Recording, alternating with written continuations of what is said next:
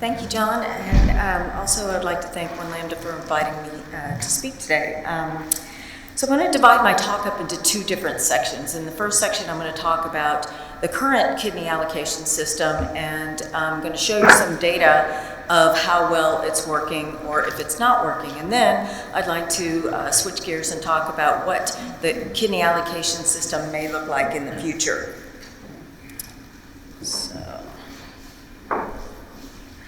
So just to give you a little bit of background, so you know that the current allocation system went into effect in March 15th of 2021. Initially, it was supposed to go into effect in December of 2020, but that got pushed off until March. And the effect of this new allocation system was to remove the allocating point from the current donor service area, or DSA, into a concentric circle. So we had some debate about the size of the concentric circle, and so after public comment and a lot of feedback from the regions, it was decided that the nautical mile circle would be 250 miles. And what happened is that proximity points are assigned to the closest point in the proximity circle located to the donor hospital. So this shifted away from the OPO area and the allocation within that DSA to the donor hospital. So now these circles starts at the donor hospital, and patients that are closest to that donor hospital actually get additional proximity points, and then all the way out to this end of the circle where there's no proximity points that are added.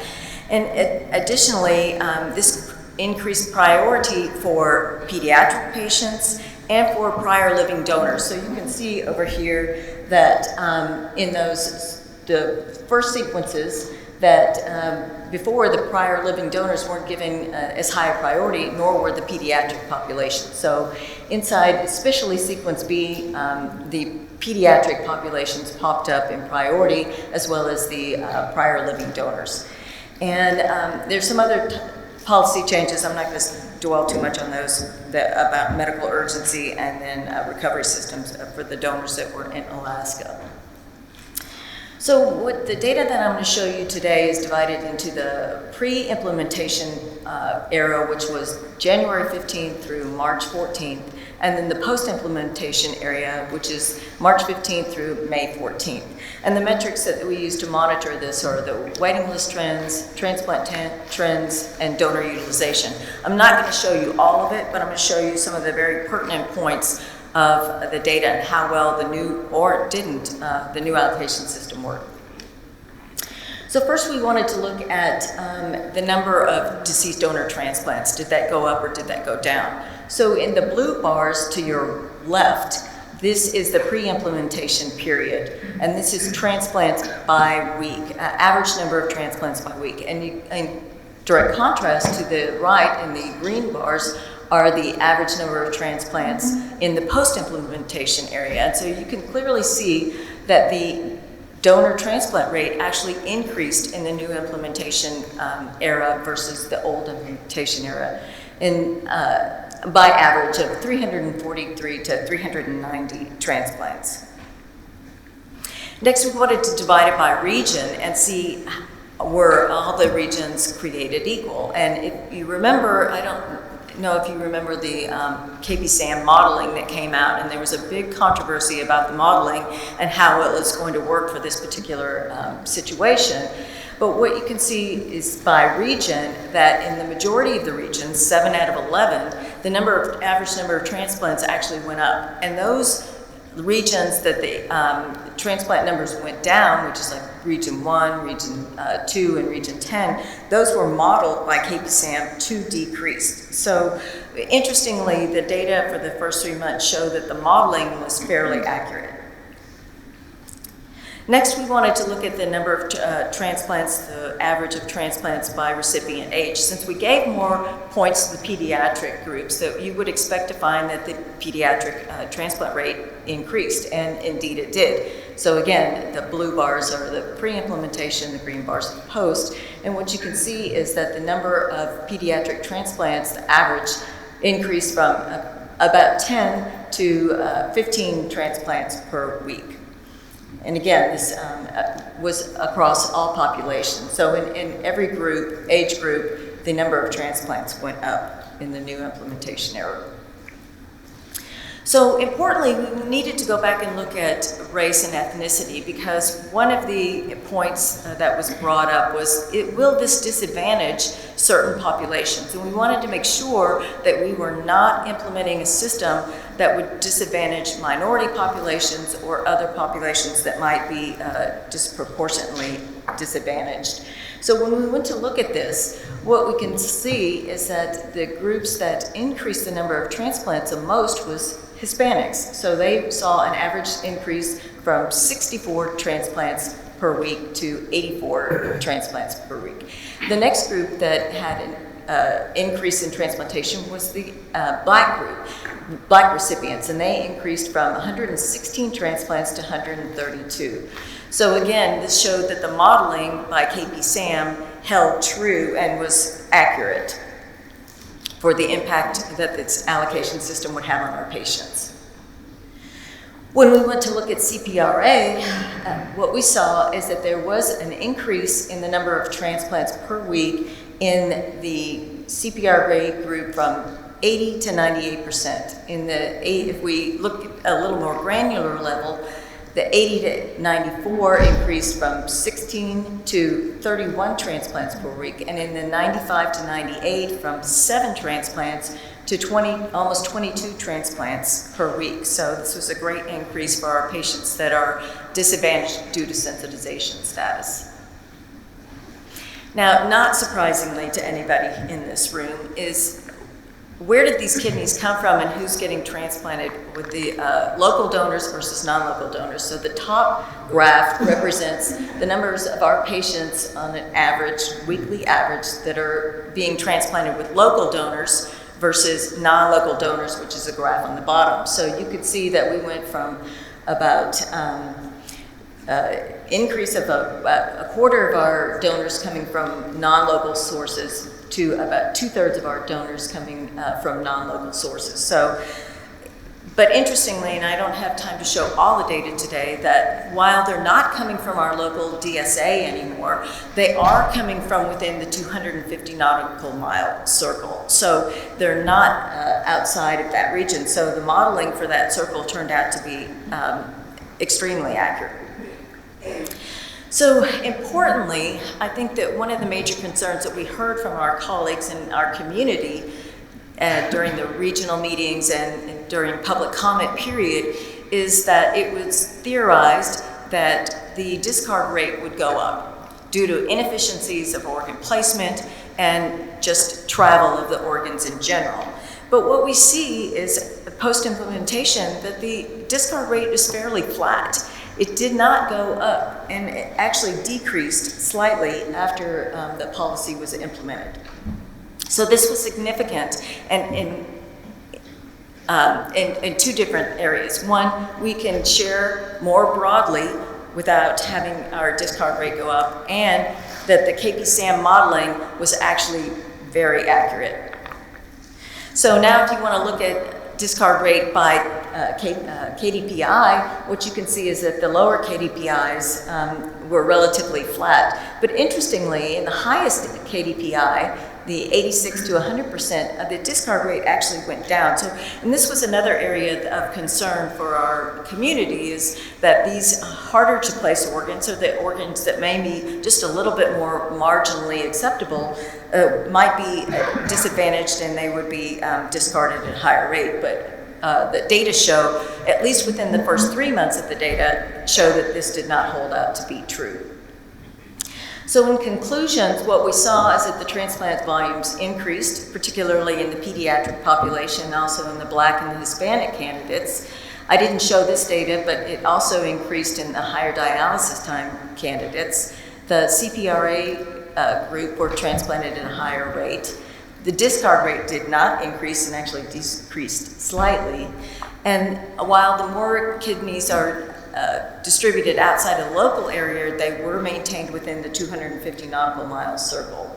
And it also shows that the KPSAM modeling that was used to develop this policy was very accurate.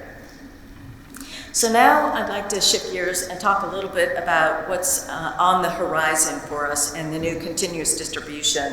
And I'd be very interested to hear about the effect of the current allocation system on their laboratories, and then what they think that this continuous distribution might bring for them as well. I can tell you that in my own laboratory, one of the things that we saw almost immediately was an increase in virtual cross-matching. Who else had a lot of virtual cross-matching? Right? I know, because if you're outside of your local DSA, you're going to get more offers, and so you're going to have to vet these patients without being able to get samples in to do prospective cross-matches. So the continuous distribution will replace the current classification system-based point system with a points-based system. So this actually aligns with the original OPTN final rule. So what we want to try and do is make this system a little bit more equitable and have more access to transplantation for our patients. And as we sit right now, I'm going to show you a little bit of this, is that within our classification system, you don't move to another classification system until you've allocated to every patient that's in the first system. So this is going to actually do away with the hard boundaries and will replace with a composite score that's made up of these different goals that have been assigned to kidney allocation. Then they're medical urgency, post-transplant survival, candidate biology, patient access, and placement efficiency. So the rationale for this, as I mentioned, was to have a more equitable approach, to remove the hard boundaries that are associated with this classification-based system and replace it with a composite score that will be derived from attributes, and within each attribute there will be a different points assigned to each attribute, and this will make a composite score for our patient.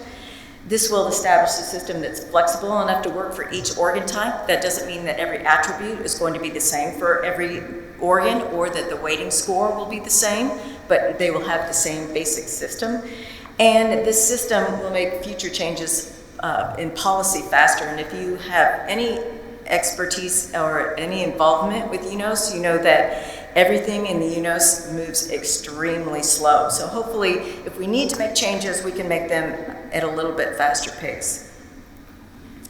So here's what the current state versus the future state would look like. On your left-hand side is our current classification-based system. And as I was alluding to, is that if you are a patient in group 1 or you're a patient in group 3, you do not get access to that organ until every patient in group 1 has been offered the kidney, and then it goes to every patient in group 2, and so on and so forth. So if you're down in the 5th or 6th classification system, the likelihood of you having a specific offer is slim. Now if you move to the points-based system on the right, each one of these colored bars indicates an attribute. And within that attribute, you're assigned a particular score based on your clinical data of each patient.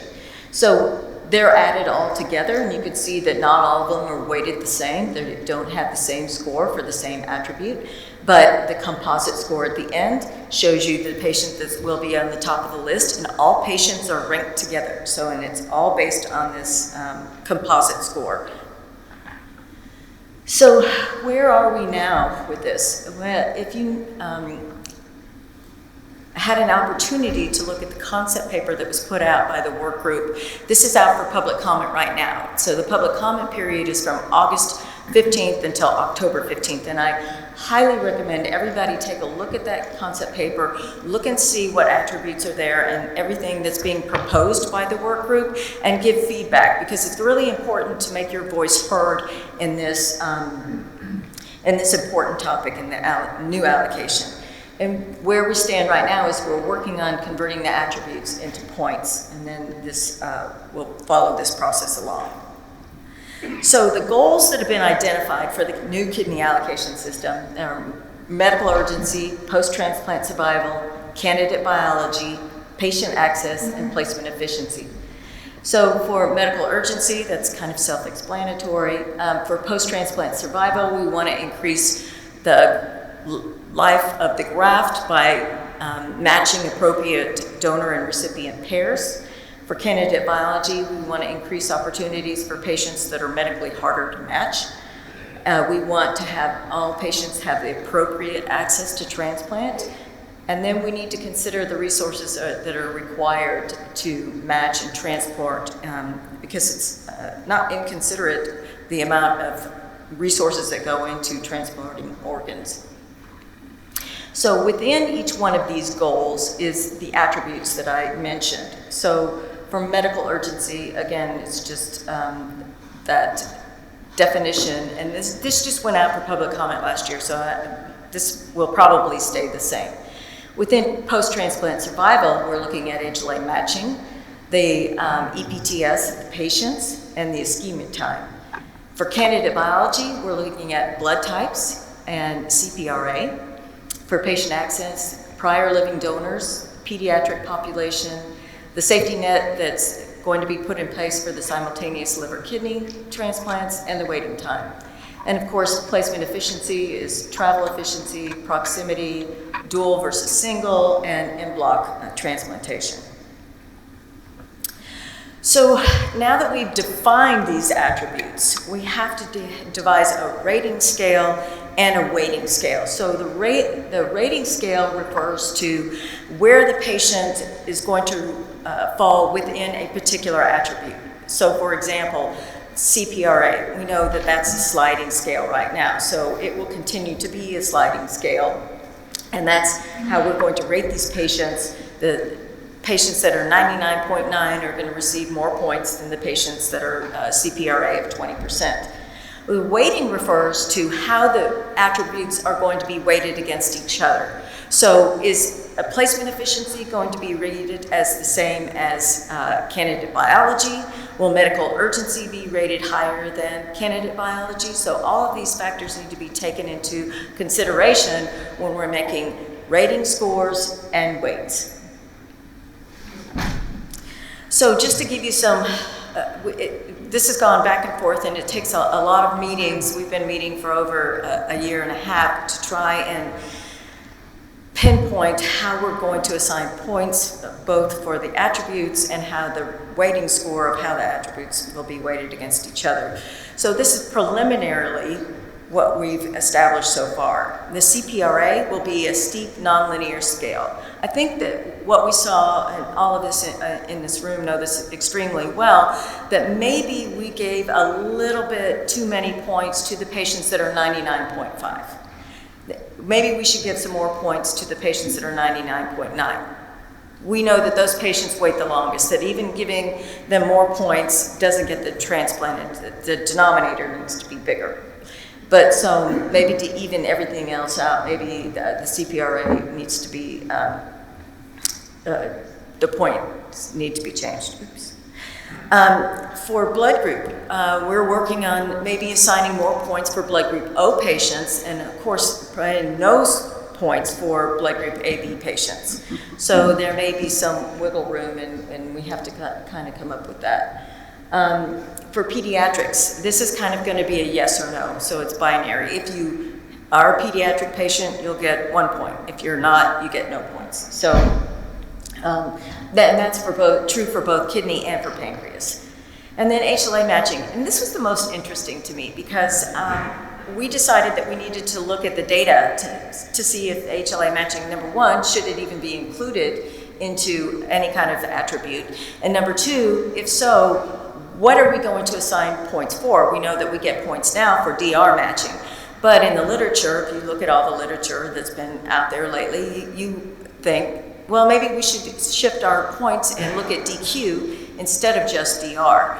So we had to go back to the data to actually look at this. So what we did was look at all the different loci independently, and then we looked at some together, such as a DQ and DR. But what we found was that independently, none of the loci except DR had any impact on graft survival. And then when we went back and looked at DQ, that had relatively no more impact than B locus. And actually, the B locus had a slightly more impact on graft survival than DQ. And so now we're back to looking at possibly giving points for DR matching, and this is, we're still up in the air. How much should that count? And importantly, are we going to disadvantage populations for assigning points for DRs? For those that are rare phenotypes, are they going to be disadvantaged if we are assigning points by DRs? Well, I can tell you right off the top of the head, one of the groups that will be disadvantaged, and that's anybody who's homozygous for DR. So automatically, you're going to be out at least 1 point if we're assigning points for matching. So there's a lot to think about when we start to assign points for that. And then prior living donors, that's again, it's just a binary yes or no to assign points for that. So we built the attributes, we've discussed those, we're going to work on the rating scale and the weighting scale to determine how we're going to rate these and how we're going to weight them. And then we're going to build and we're going to adjust. We're going to do modeling, we're going to send it out for public comment again. We expect to get a lot of feedback from the community and see how this looks and how this might look in the future. And then this is just to give you a timeline, because this will happen. It's not a question of if it's going to happen, but when. So we began working this in the August of 2020. We put the concept paper out, like I mentioned. It's out for public comment right now, so I hope I invite everybody in here to make a comment. That closes in October. We'll take all the feedback that we get from the public comments and all the regional meetings and all the data that we get, and we'll collate that back into the attributes and the weighting and the rating scales. We'll update the paper, we'll put that back out for public comment, so you'll have an opportunity to look at that and comment it again. It'll go out to the regional meetings and out to the community. And then once it comes back with the final draft, it'll go to the board for approval. And then once the board of directors approves it, then it'll be implemented. And this should happen within 2023. So I'd just like to leave you with a couple of questions and something to think about is, what should equitable allocation look like? Because I don't know, with something as scarce a resource as donors and kidneys, we have to balance equity versus access, because equity does not equal access. And so we have to decide where we are going to fall in that scale and how that's going to impact our patients, and is this the right system for our patients?